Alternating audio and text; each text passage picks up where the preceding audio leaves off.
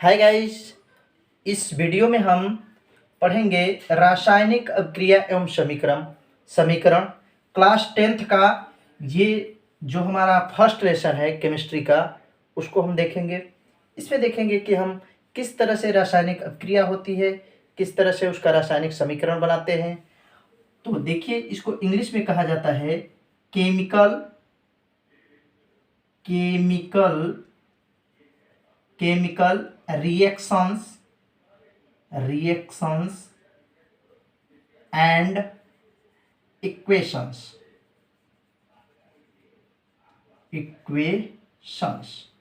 देखिए, chemical reactions and equation जो हमारा चैप्टर है, इसमें हम किस तरह से रासायनिक अभिक्रिया होती है, किस तरह से परिवर्तन होते हैं और कितनी प्रकार के रासायनिक अभिक्रियाएं होती हैं, उसके बारे में देखेंगे।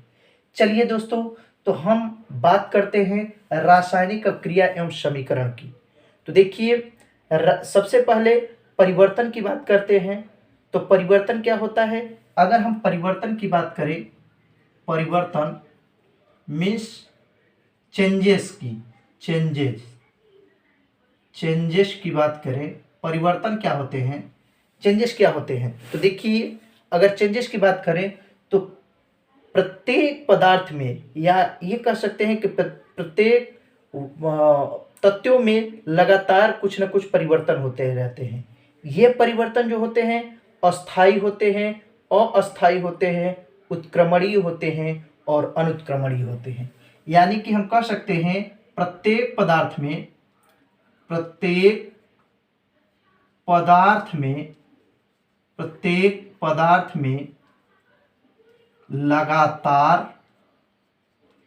लगातार कुछ न कुछ परिवर्तन होते रहते हैं। ठीक है दोस्तों, प्रत्येक पदार्थ में लगातार कुछ न कुछ परिवर्तन होते रहते हैं। ये परिवर्तन जो होते हैं वो होते हैं अस्थाई, अस्थाई, उत्क्रमणीय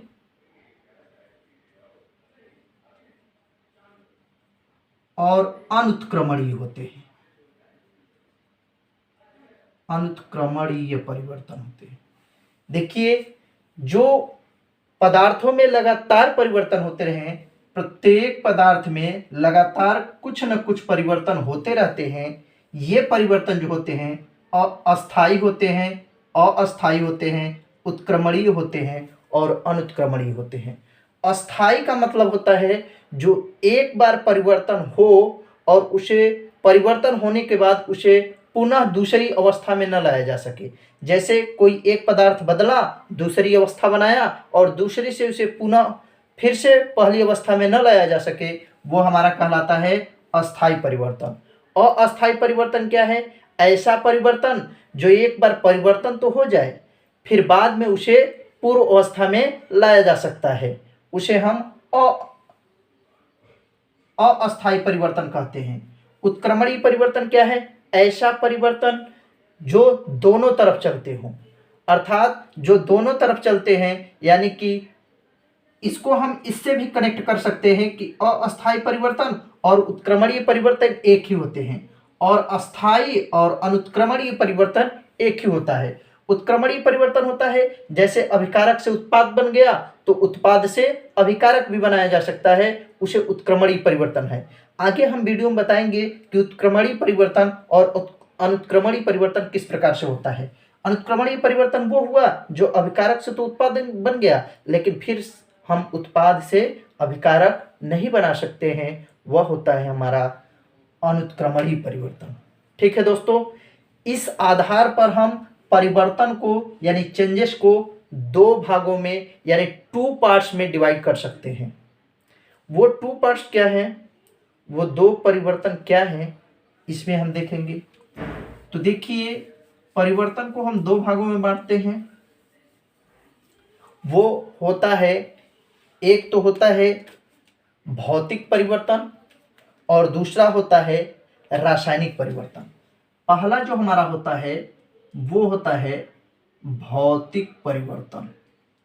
भौतिक परिवर्तन यानी कि भौतिक परिवर्तन, इसको इंग्लिश में फिजिकल चेंजेस कहा जाता है। फिजिकल चेंजेस, ठीक है दोस्तों। यह हमारा भौतिक परिवर्तन जो होता है उसे हम फिजिकल चेंजेस कहते हैं। भौतिक परिवर्तन, भौतिक परिवर्तन क्या है? देखिए, चाहे वो भौतिक परिवर्तन हो, परिवर्तन दो टाइप के होते हैं। पहला होता है भौतिक परिवर्तन और दूसरा जो हमारा होता है वो होता है रासायनिक परिवर्तन। उसको भी हम अभी लिखेंगे, रासायनिक परिवर्तन। पहले देखते हैं भौतिक परिवर्तन होता क्या है। भौतिक परिवर्तन वह परिवर्तन है जिसके अवस्था में परिवर्तन हो, यानी कि चाहे भौतिक परिवर्तन हो चाहे रासायनिक परिवर्तन हो, तीन मूल बातों पर डिपेंड करता है। भौतिक परिवर्तन और रासायनिक परिवर्तन तीन बातों पर डिपेंड करता है। पहला बात कि अवस्था में परिवर्तन होता है। भौतिक परिवर्तन में क्या होता है? ऐसा परिवर्तन जिसके अवस्था में परिवर्तन हो। किसमें परिवर्तन हो? अवस्था में परिवर्तन हो। अवस्था में परिवर्तन हो, यानी कि किसी भी पदार्थ के अगर अवस्था में परिवर्तन हो रहा है तो हम कह सकते हैं कि वो भौतिक परिवर्तन है। लेकिन रासायनिक परिवर्तन में भी अवस्था में परिवर्तन होता है, ठीक है। तो अवस्था में परिवर्तन हो, लेकिन कुछ बातें ऐसी हैं जो भौतिक परिवर्तन को रासायनिक परिवर्तन से अलग करती हैं। जैसे अवस्था में परिवर्तन हो। दूसरा होता है इसे पूर्व अवस्था में लाया जा सकता है। इसे पूर्व अवस्था में लाया जा सकता है। अवस्था में लाया जा सकता है, ठीक है। इसे पूर्व अवस्था में लाया जा सकता है, यानी कि इसको हम पूर्व अवस्था में ला सकते हैं। अगर कोई भौतिक परिवर्तन में एक अभिकारक से उत्पाद बना है तो उसे हम उत्पाद से फिर से अभिकारक बना सकते हैं। यानी कि कोई अवस्था में चेंजिंग किया है, अपने अवस्था में चेंजिंग किया है, तो उसे हम पुनः उसी अवस्था में ला सकते हैं। तीसरा होता है जो ये होता है, इसे पूर्व अवस्था में लाया जा सकता है। इसमें कोई नया पदार्थ नहीं बनता। क्या होता है? तीसरा पॉइंट जो होता है, इसमें कोई नया पदार्थ नहीं बनता। नया पदार्थ नहीं बनता है, नहीं बनता है, ठीक है। अगर हम एग्जाम्पल की बात करें तो सबसे बड़ा इसका उदाहरण जो होता है वो होता है बर्फ। बर्फ। दूसरा जो होता है लोहे का गर्म होना। लोहे का गर्म होना, ठीक है, लोहे का गर्म होना। और बल्ब का जलना। बल्ब का जलना आदि और भी ढेर सारे परिवर्तन होते हैं। हम इन तीन एग्जाम्पल के माध्यम से आपको बताएंगे कि किस प्रकार से हम पहचानेंगे कि भौतिक परिवर्तन हो रहा है, ठीक है। देखिए, भौतिक परिवर्तन को हम क्या कह सकते हैं? Physical changes. यह तीन बातों पर डिपेंड करेगा। पहला, अवस्था में परिवर्तन होगा, यानी कि अवस्था में परिवर्तन होगा। जैसे हम अवस्था में परिवर्तन की बात करें, बर्फ है। बर्फ पहले किस अवस्था में रहता है? ठोस अवस्था में, ठीक है दोस्तों। अगर बर्फ पिघल गया तो ठोस से किस अवस्था में चला गया? द्रव अवस्था में। यानी कि पहला शर्त को ये पूरा कर रहा है। भौतिक परिवर्तन क्या कर रहा है? पहली शर्त को पूरा कर रहा है कि बर्फ ठोस था, गल गया, पिघल गया, गलनांक के कारण यह किस अवस्था में चला गया? बर्फ अवस्था, द्रव अवस्था में चला गया, ठीक है। अवस्था में परिवर्तन हो गया। इसे पूर्व अवस्था में लाया जा सकता है, ठीक है। देखिए, इसे पूर्व अवस्था में लाया जा सकता है, इस बात को हम इस शर्त को पूरा करते हैं। जैसे बर्फ है, बर्फ को टेम्परेचर अधिक दिया जाए तो बर्फ क्या होगा? पिघल करके द्रव अवस्था में जाएगा। और उस द्रव को और अधिक टेम्परेचर दिया जाए तो वह क्या करेगा? वह द्रव से गैस अवस्था में बदलने की कोशिश करेगा, यानी कि वो गर्म होगा, गर्म होकर और अत्यधिक टेम्परेचर देने पर वो क्या हो जाएगा, गैस अवस्था में बदलना शुरू हो जाएगा, यानी कि वाष्प बनना शुरू हो जाएगा।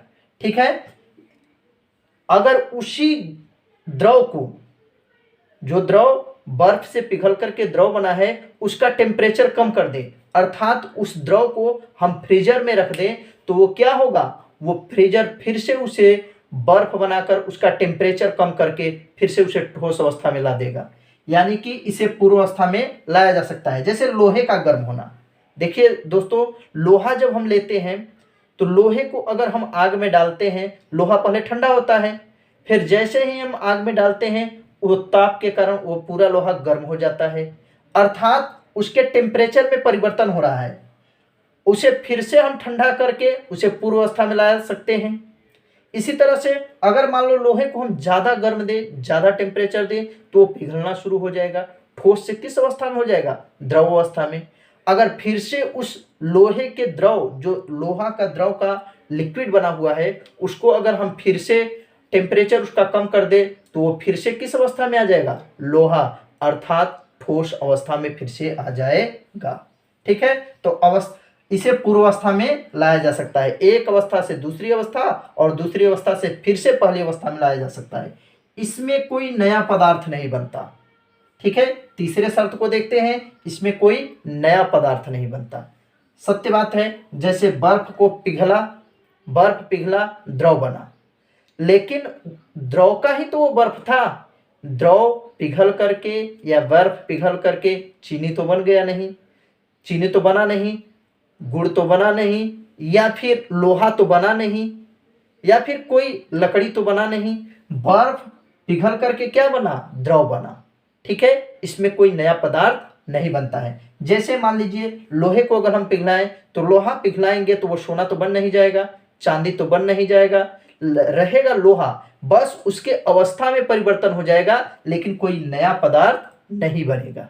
ठीक है दोस्तों, इस तरह से बल्ब का जलना भी देखिए, बल्ब का जलना भी भौतिक परिवर्तन है। ठीक है दोस्तों, दूसरा परिवर्तन होता है वो होता है रासायनिक परिवर्तन। रासायनिक परिवर्तन, रासायनिक परिवर्तन, इसको बोला जाता है केमिकल चेंजेस, केमिकल चेंजेस।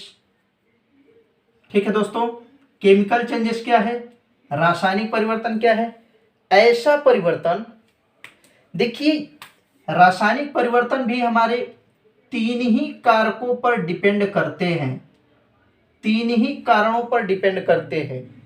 ये भी जिस तरह से भौतिक परिवर्तन तीन बातों पर डिपेंड करता था, तीन शर्तों को पूरा करता था, तभी भौतिक परिवर्तन हो सकता है, उसी तरह से रासायनिक परिवर्तन भी तीन बातों पर ही डिपेंड करता है।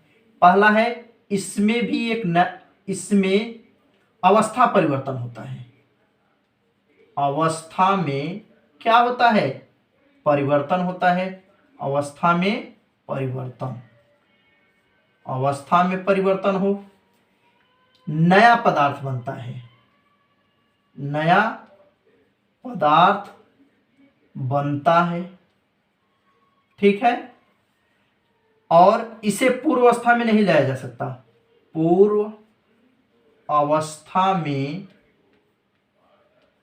नहीं लाया जा सकता है। ठीक है, नहीं लाया जा सकता है। ठीक है दोस्तों, देखिए जो रासायनिक परिवर्तन होता है ये भी तीन शर्तों को ही पूरा करता है। पहला, अवस्था में परिवर्तन, इसमें भी अवस्था में परिवर्तन होता है।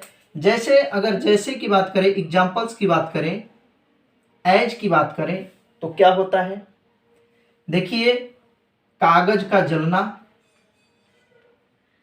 कागज का जलना, जलना, दूध से दही बनना, दही बनना, दूध से दही का बनना, बीज का अंकुरण, बीज का अंकुरण, और भोजन का पचना, ढेर सारे उदाहरण हैं आपके रासायनिक परिवर्तन में। ठीक है दोस्तों, चलिए इनको समझते हैं। अवस्था में परिवर्तन, यानी रासायनिक परिवर्तन में भी अवस्था में परिवर्तन होता है। देखिए अवस्था में परिवर्तन, कागज का जलना एक अवस्था में परिवर्तन है, यानी पहले कागज था, जल गया, राख हो गया। ठीक है, अब वो जला हुआ राख क्या होता है? कार्बन होता है। ठीक है, तो देखिए कागज का जलना एक रासायनिक परिवर्तन है। दूध से दही का बनना, अवस्था में परिवर्तन हो रहा है। दूध था, अब दही हो गया। ठीक है, अवस्था में परिवर्तन हो रहा है। और दूध से दही का बनना, पहली बात तो अवस्था में परिवर्तन हमको समझ में आया कि एक पदार्थ से दूसरा पदार्थ हो जा रहा है। ठीक है, दूसरा एक नया पदार्थ बन रहा है। दूध से दही बन रहा है, एक नया पदार्थ हो गया। पहले दूध था, फिर दही हो गया। कागज का जलना, पहले कागज था, अब राख हो गया, एक नया पदार्थ बन रहा है। बीज का अंकुरण, बीज अंकुरित होगा, अर्थात यह अंकुरित होगा तो देखिए यह पौधे में परिवर्तित हो जाएगा, यानी कि एक बीज एक पौधा का निर्माण करता है। यह भी एक रासायनिक परिवर्तन है। भोजन का पचना एक रासायनिक परिवर्तन है। ठीक है दोस्तों, तो एक नया पदार्थ बनता है। तीसरी शर्त किसकी बात करें? पूर्व अवस्था में नहीं लाया जा सकता है। इसको पूर्व अवस्था में हम नहीं ला सकते हैं। जैसे कागज जल गया, अब राख से हम फिर से कागज तो बना नहीं सकते। दूध से दही का बनना, दही बन गया, इसे फिर से पूर्व अवस्था में तो नहीं ला सकते कि दही से फिर से हम दूध बना दें। हाँ, दही के बाद कुछ अगला एक नया पदार्थ बना सकते हैं, लेकिन इसे पूर्व अवस्था में नहीं ला सकते हैं। बीज का अंकुरण, बीज अगर पौधा बन गया, फिर से अगर कहा जाए कि बीज बना दिया जाए उसी पौधे को, तो हम नहीं बना सकते हैं। ठीक है, तो इस प्रकार से हमारा रासायनिक परिवर्तन, यानी कि परिवर्तन हमारे 2 टाइप्स के होते हैं। पहला होता है भौतिक परिवर्तन, जिसे फिजिकल चेंजेस कहते हैं, 3 बातों पर डिपेंड करता है। भौतिक परिवर्तन में अवस्था परिवर्तन होता है, इसे पूर्व अवस्था में लाया जा सकता है और इसमें कोई नया पदार्थ नहीं बनता है। रासायनिक परिवर्तन भी 3 बातों पर डिपेंड करता है, इसमें अवस्था में परिवर्तन होता है, एक नया पदार्थ बनता है और इसे पूर्वावस्था में नहीं लाया जा सकता है। ठीक है, इस तरह से हमारा परिवर्तन। देखिए रासायनिक परिवर्तन के लक्षण भी होते हैं। कहा जाता है कि रासायनिक परिवर्तन रासायनिक अभिक्रिया का लक्षण होता है। ठीक है, तो इसलिए अब हम देखेंगे रासायनिक परिवर्तन के लक्षण। रासायनिक परिवर्तन के लक्षण, रासायनिक परिवर्तन के लक्षण। ठीक है, रासायनिक परिवर्तन के अगर लक्षण की बात किया जाए, यानी हम कैसे जानेंगे कि किसी पदार्थ में रासायनिक परिवर्तन हो रहा है, तो वो 4 बातों पर डिपेंड करता है। रासायनिक परिवर्तन हमारे 4 बातों पर डिपेंड करता है। ठीक है, पहला कह रहा है रंग में परिवर्तन। पहला क्या होता है? रंग में परिवर्तन होता है। ठीक है दोस्तों, हमारे रंग में परिवर्तन, यानी कि किसी के भी रंग में परिवर्तन हो जाए तो हम कहते हैं कि उसमें रासायनिक परिवर्तन हुआ है। ठीक है, वैसे अगर रंग से रंग की बात की जाए कि कलर, जैसे मान लीजिए द्रव है, जल है, किसी जल, शुद्ध जल में अगर हम कोई भी कलर मिला देंगे तो वो उसी का रंग ग्रहण कर लेगा। लेकिन दो कलर को टेस्ट ट्यूब में लेकर के, एक में हरा ले लीजिए, एक में काला ले लीजिए, और हरे को काले में डालिए या हरे को पीले में डालिए, तो क्या होता है? एक तीसरे प्रकार का कलर बन जाता है। यानी कि रासायनिक परिवर्तन में रंग में परिवर्तन तो होता है, लेकिन एक नए पदार्थ का भी निर्माण करता है, एक नए रंग का भी निर्माण करता है। अगर आप प्रयोग करना चाहते हैं तो 2 कलरों को लेकर के किसी तीसरे टेस्ट ट्यूब में डालिए, देखेंगे कि एक नए पदार्थ का, एक नए कलर का निर्माण हो जाता है। यानी कि रासायनिक परिवर्तन हमको दिखाई नहीं देता, लेकिन रासायनिक परिवर्तन हो जाता है। ठीक है, जैसे 2 कलरों को हम मिला रहे हैं तो उसका रासायनिक परिवर्तन अंदर ही अंदर हो जाता है। रासायनिक परिवर्तन जो होता है आंतरिक परिवर्तन होता है, और भौतिक परिवर्तन को बाह्य परिवर्तन भी हम कह सकते हैं। ठीक है, रासायनिक परिवर्तन आंतरिक परिवर्तन होता है, जैसे हम खा रहे हैं, खाना खा लिए, भोजन पच गया, क्या हमको दिखाई दे रहा है? नहीं, आंतरिक बातें हैं। बीज का अंकुरण, बीज में रासायनिक परिवर्तन हो रहा है, क्या अंकुरित हो रहा है तो हमको दिखाई दे रहा है? नहीं, वो रासायनिक परिवर्तन जो होता है एक आंतरिक परिवर्तन होता है, जबकि भौतिक यानी फिजिकल चेंजेस जो होता है वह एक बाह्य परिवर्तन होता है, जिसको हम देख भी सकते हैं। ठीक है, इस तरह से रंग में परिवर्तन। दूसरा होता है गैस का उत्सर्जन। गैस का उत्सर्जन, दूसरा जो उत्सर्जन यानी कि दूसरा जो हमारा रासायनिक परिवर्तन का लक्षण होता है वो होता है गैस का उत्सर्जन। जैसे देखिए, हम लेबोरेटरी में जाते हैं, लैबों में जाते हैं, वहां प्रयोग करते हैं, अगर दो केमिकलों को मिलाते हैं तो होता क्या है कि उसमें गैस का उत्सर्जन होने लगता है। जैसे अम्ल और क्षार को ही मिलाया जाए तो उसमें एक प्रकार का अवक्षेप निकलता है, अर्थात एक प्रकार का धुआं निकलता है जो बहुत अजीब टाइप का स्मेल देता है। ठीक है, तो यानी कि रासायनिक परिवर्तन में गैस का भी उत्सर्जन होता है, और जहां गैस का उत्सर्जन होता है वहां हम कह सकते हैं कि रासायनिक परिवर्तन हो रहा है। जैसे हम कागज को जला रहे थे तो कागज जलता है तो धुआं निकलता है, यानी वहां पर भी गैस का उत्सर्जन हो रहा है। ठीक है, तीसरा जो होता है अवस्था में परिवर्तन होता है।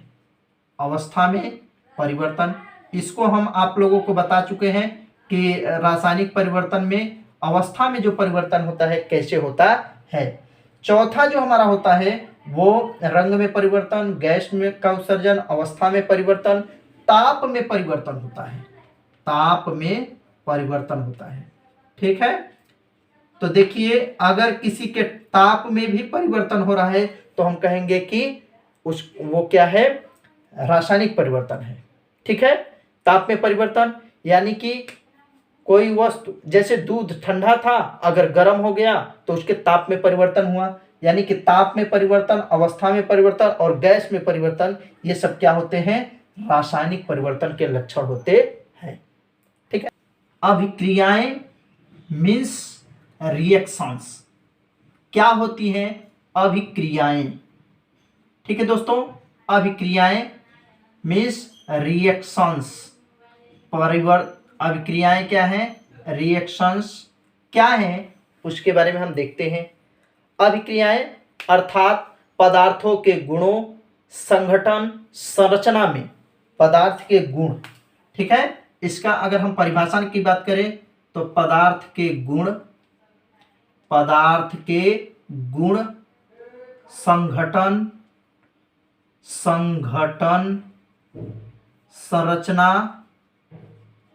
संरचना में होने वाले परिवर्तन को, संरचना में होने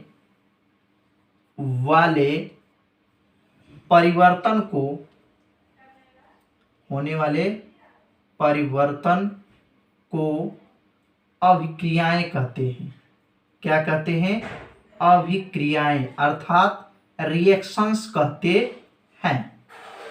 ठीक है दोस्तों, क्या है, पदार्थ के गुण, संगठन, संरचना में होने वाले परिवर्तन को अभिक्रियाएं कहते हैं, रिएक्शंस कहते हैं।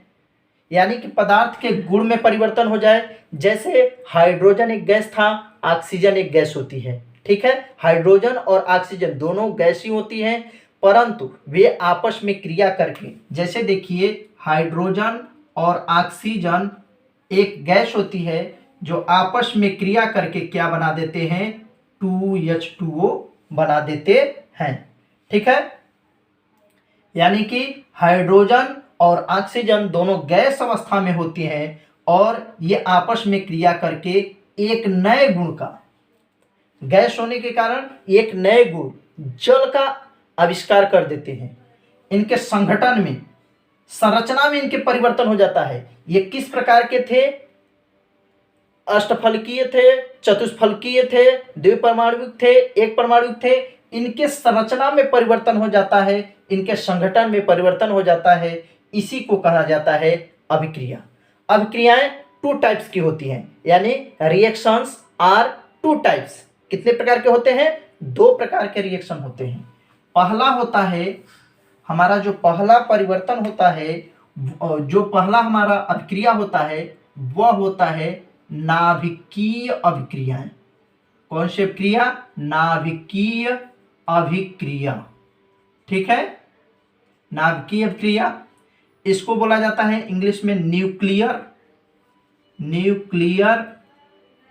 रिएक्शन। न्यूक्लियर रिएक्शन होता है। दूसरा जो होता है हमारा वो होता है रासायनिक अभिक्रिया, रासायनिक अभिक्रिया। ठीक है, नाभिकीय अभिक्रिया।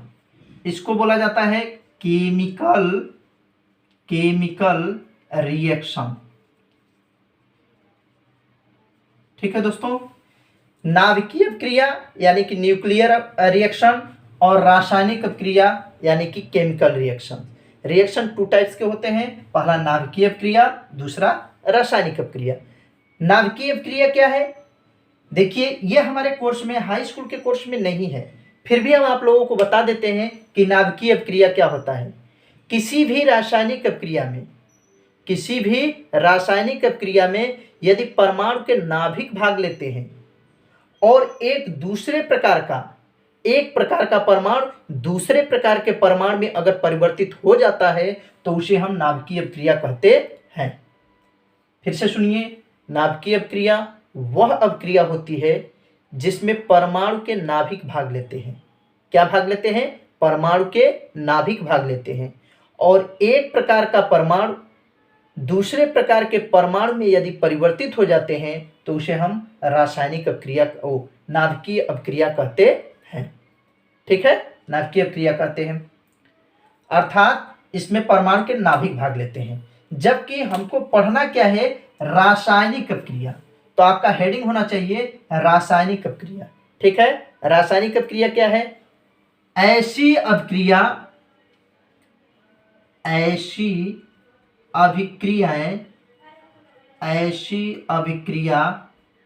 जिसमें दो या दो से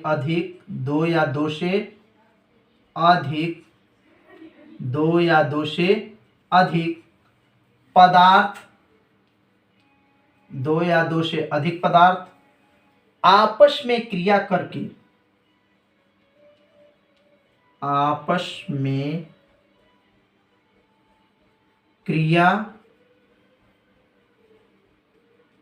करके नए गुणधर्म वाले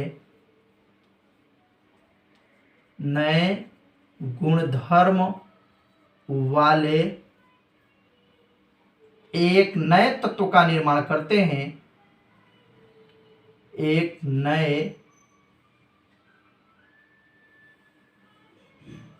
तत्व का निर्माण, एक नए यौगिक का निर्माण करते हैं। एक यौगिक का निर्माण करते हैं, क्या कहलाते हैं? रासायनिक अभिक्रिया कहलाती है। ठीक है, फिर से देखिए, रासायनिक अभिक्रिया का जो डिफिनेशन है, परिभाषा है, वो क्या है? ऐसी अभिक्रिया जिसमें दो या दो से अधिक पदार्थ आपस में क्रिया करके, यानी कि दो या दो से अधिक पदार्थ आपस में क्रिया करके एक नए गुणधर्म वाले एक नए यौगिक का निर्माण करते हैं तो उसे हम रासायनिक अभिक्रिया कहते हैं। रासायनिक अभिक्रिया जैसे दो नए पदार्थ कौन कौन से मिलेंगे? कोई भी दो पदार्थ मिल करके, जैसे अगर हम कहें कि मैग्नीशियम को ऑक्सीजन के उपस्थिति में जलाया जाए तो क्या प्राप्त होता है? अगर मैग्नीशियम को ऑक्सीजन की उपस्थिति में जलाया जाता है तो मैग्नीशियम ऑक्साइड बनता है। ठीक है, अगर हम यहाँ संतुलित करने की कोशिश करें तो यहाँ 2 हो जाएगा। ठीक है, हम आपको रासायनिक समीकरण संतुलित करना भी आगे की वीडियो में सिखाएंगे। आप देखेंगे कि किस प्रकार से, कितने विधियों द्वारा और किस प्रकार से रासायनिक समीकरण को संतुलित किया जाता है। रासायनिक समीकरण को संतुलित क्यों किया जाता है? रासायनिक समीकरण को संतुलित करने का रीजन क्या है, कारण क्या है, क्यों हम रासायनिक समीकरण संतुलित करते हैं? क्यों Mg ऑक्सीजन के साथ क्रिया करता है, कैसे रासायनिक सूत्र बनते हैं, ये सभी चीजें, ये सारी बातें आपको आगे के वीडियो में हम बताएंगे। यदि आपने अभी तक इस चैनल को सब्सक्राइब नहीं किया है तो आप सब्सक्राइब करें। यदि आप इस चैनल पर नए हैं तो आप सब्सक्राइब करें हमारे चैनल को, और ज़्यादा से ज़्यादा चैनल को शेयर करें और बेल आइकन को प्रेस करें, जिससे आपको हमारा वीडियो का नोटिफिकेशन सबसे पहले मिल जाए। ये जो हमारा एजुकेशन है ये फ्री टू कॉस्ट है। आप इसमें कोई भी धनराशि पे नहीं करेंगे। आपको हम फ्री में कोचिंग पढ़ाएंगे, जो भी साइंस का, मैथ का और भी अदर सब्जेक्ट जो हैं, जीके जीएस जो भी है, उसको हम फ्री में पढ़ाएंगे। ठीक है। तो रासायनिक अपक्रिया ऐसी अपक्रिया जिसमें दो या दो से अधिक पदार्थ मिलकर आपस में क्रिया करके एक नए गुणधर्म वाले एक नए यौगिक का निर्माण करते हैं, उसे हम रासायनिक अपक्रिया कहते हैं। रासायनिक अपक्रिया यानी दो पदार्थ आपस में क्रिया करके एक नए पदार्थ यानी Mg और ऑक्सीजन, Mg एक धातु था, ऑक्सीजन के साथ क्रिया करके मैग्नीशियम ऑक्साइड बना लेता है, यानी एक नया गुणधर्म वाला पदार्थ बन जाता है, उसे हम रासायनिक अपक्रिया कहते हैं। ठीक है। अब देखिए, रासायनिक अपक्रिया के बाद अब हम चलते हैं रासायनिक समीकरण की ओर कि रासायनिक समीकरण क्या होते हैं। देखिए दोस्तों, रासायनिक अपक्रिया जो हमने अभी आपको पढ़ाया, इसके प्रकार हैं। इसके प्रकारों को हम पहले ये समझ लें कि रासायनिक समीकरण होता क्या है, रासायनिक समीकरण को कैसे लिखा जाता है, रासायनिक समीकरण को कैसे संतुलित किया जाता है। इसके बाद हम पढ़ेंगे रासायनिक अपक्रियाओं के प्रकार, यानी कि रासायनिक अपक्रियाएं कितने प्रकार के होते हैं और उनको कैसे संतुलित किया जाता है, उसके बारे में। ठीक है। तो हम देखते हैं रासायनिक समीकरण।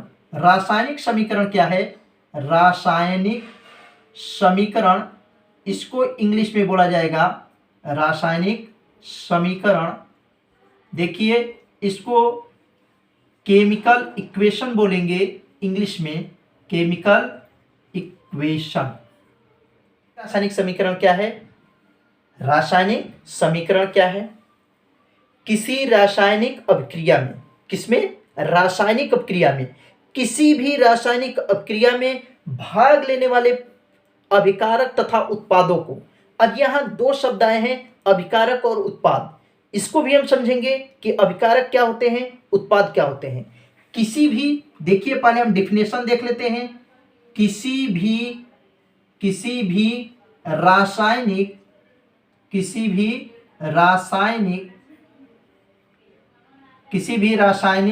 अभिक्रिया में भाग लेने वाले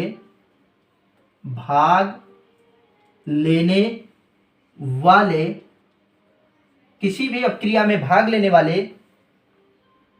किसी भी रासायनिक अभिक्रिया में भाग लेने वाले अभिकारक, क्या? अभिकारक तथा उत्पादों को प्रतीकों एवं सूत्रों के रूप में, प्रतीकों एवं सूत्रों के रूप में निरूपित करने को, निरूपित कहो या प्रदर्शित करने को, निरूपित करने को रासायनिक समीकरण कहते हैं। रासायनिक समीकरण कहते हैं, समीकरण कहते हैं। ठीक है। देखिए, फिर से समझने की कोशिश करते हैं। किसी भी रासायनिक अपक्रिया में भाग लेने वाले, किसी भी रासायनिक अपक्रिया में भाग लेने वाले अभिकारक तथा उत्पादों को, यानी देखिए, रासायनिक समीकरण के दो घटक होते हैं। एक घटक होता है अभिकारक और दूसरा होता है उत्पाद। अभिकारक तथा उत्पादों को प्रतीक, जैसे कि आप जानते हैं कि हमारे जो आवर्त सारणी में जो तत्वों की खोज हुई है 118 तत्वों को, उनको प्रतीकों के रूप में, जैसे hydrogen, helium, lithium, beryllium, boron, carbon, nitrogen, ये सारे तत्व जो हैं ये जैसे हाइड्रोजन को H से, हीलियम को He से, लिथियम को Li से, सोडियम को Na से, क्लोरीन को Cl से प्रदर्शित करते हैं। यानी कि ये इनके क्या हैं, हम हाइड्रोजन नाम ले रहे हैं, इनका रासायनिक नाम है, लेकिन इनका प्रतीक जो इनका सिंबल है ये क्या होता है, सिंबल जो होता है ये हाइड्रोजन H होता है, इसका सिंबल जो होता है ये होता है क्लोरीन Cl। क्लोरीन को किससे प्रदर्शित करते हैं, Cl से प्रदर्शित करते हैं। यानी प्रतीकों तथा सूत्रों, जैसे सूत्र का मतलब है जैसे H2O, जल, जल का सूत्र क्या होता है H2O। सोडियम क्लोराइड का सूत्र क्या होता है NaCl, NaCl, यानी कि हमारा सोडियम क्लोराइड है। रूप में निरूपित करने को रासायनिक समीकरण कहते हैं। तो रासायनिक समीकरण के जो दो घटक होते हैं, रासायनिक समीकरण के जो दो घटक होते हैं, उन दो घटकों को क्या कहा जाता है, पहले को बोला जाता है अभिकारक। क्या बोलते हैं, अभिकारक, अभिकारक बोलते हैं। और दूसरे को क्या बोला जाता है, उत्पाद। देखिए अभिकारक क्या होते हैं और उत्पाद क्या होते हैं, इसको हम समझने की कोशिश करते हैं। ठीक है, इसको हम समझने की क्या करते हैं, कोशिश करते हैं। देखिए रासायनिक समीकरण के दो घटक होते हैं, पहला होता है अभिकारक और दूसरा होता है उत्पाद। अभिकारक क्या होते हैं, अभिकारक वे होते हैं जो किसी भी रासायनिक समीकरण में या किसी भी रासायनिक अभिक्रिया में भाग लेने वाले को, जैसे ये रासायनिक अभिक्रिया हो रही है, कौन सी अभिक्रिया हो रही है, ये एक अभिक्रिया हो रही है। कौन सा अभिक्रिया, रासायनिक अभिक्रिया हो रही है, रासायनिक अभिक्रिया हो रही है। यानी कि किसी भी रासायनिक अभिक्रिया में भाग लेने वाले पदार्थों को या तत्वों को, किसी भी रासायनिक अभिक्रिया में भाग लेने वाले पदार्थों को या तत्वों को अभिकारक कहते हैं। Means reactant. क्या होता है, रिएक्टेंट होता है। इसको रिएक्टेंट भी कहा जाता है और इसको प्रोडक्ट कहा जाता है। इंग्लिश में इसको क्या कहा जाता है, प्रोडक्ट। यानी कि किसी भी रासायनिक अभिक्रिया में भाग लेने वाले, जो रासायनिक अभिक्रिया में तत्व भाग लेते हैं, यानी रासायनिक अभिक्रिया करने के लिए जो उत्तरदायी होते हैं तत्व, उनको क्या होते हैं, अभिकारक कहते हैं। और जिससे रासायनिक अभिक्रिया के फलस्वरूप जो एक नया प्रकार का पदार्थ बनता है उसे हम क्या कहते हैं, उत्पाद कहते हैं। यानी अभिकारक के फलस्वरूप जो पदार्थ बनता है, अभिकारक के फलस्वरूप जो यौगिक बनते हैं, उन्हें हम क्या कहते हैं, उत्पाद कहते हैं।